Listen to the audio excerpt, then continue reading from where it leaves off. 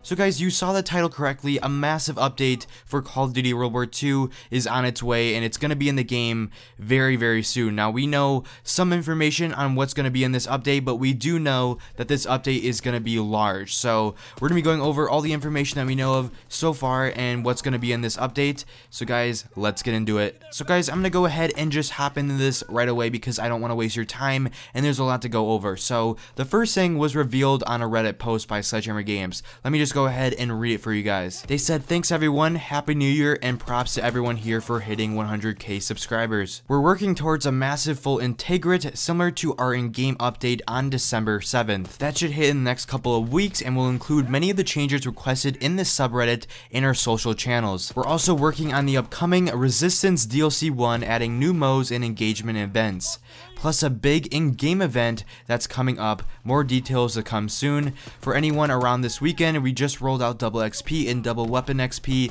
Please keep the comments coming, and we'll see you online very soon." So guys, I'm not sure if you caught that, but there's going to be a massive in-game event coming here to Call of Duty World War II. Now, it's safe to say that this update will take place when, this full update actually drops. And I'm sure that's going to be during DLC 1. And I think it's, also safe to say that there's going to be DLC weapons and melee weapons added in this update. Now, I'm just curious to see what the theme of this update is going to be, because they didn't announce that yet. And we have no idea, what it could be, because there's no holidays coming up. So it's going to be their very own themed, event. So I'm very interested to see, what that's going to be.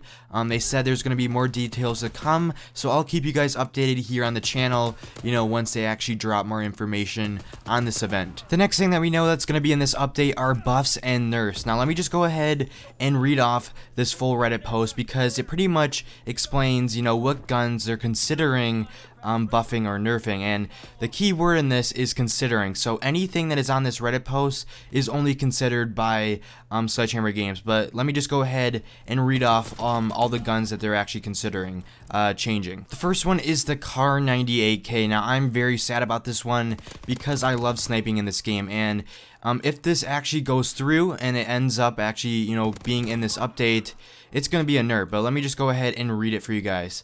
It's currently set up to be the second most damaging sniper to the Springfield by a small margin, but also the quickest scoping time weapon in the class. We're considering an ADS in time nerf. So guys, if they, go ahead and actually do this nerf, it's going to take longer for you to aim down your sights with the sniper, because it's going to take longer for you to scope in. And I'm personally very sad about this. I didn't want them to touch the snipers. I thought it was fine. I mean, it is very easy, guys. There's no, there's no doubt about that. But I don't know. It's going to take time to adjust to this if they, go ahead and do this. I'm sure they are going to do this, but we'll have to see when this update actually goes, ahead and drops. The next gun that they're considering, touching is the FG42. They said, "Did we go too far with the last fire rate nerf? Maybe. It's a great weapon that we want to have a viable option with other ARs and SMGs. Might need to find a median between where it was and where it is now." The next gun is the M1 Grand. They said some sentiment of it being OP is mostly coming because of the kill potential